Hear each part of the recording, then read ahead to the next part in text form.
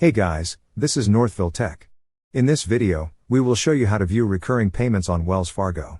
We will also put links in the description below for various banks that offer various sign-up bonuses for opening a checking account. To start, open the website wellsfargo.com, then sign on with your username and password. Once you're signed in, you will see several options at the upper part of the screen. Click on the option that says Accounts. On the drop-down list, you will see several options. Under Manage Accounts, you will see an option that says Recurring Payments. Click on Recurring Payments. That's how you view your recurring payments on Wells Fargo. Thank you so much guys for watching, and if you have not yet subscribed to our YouTube channel, please subscribe to our YouTube channel as we create tech videos almost every day.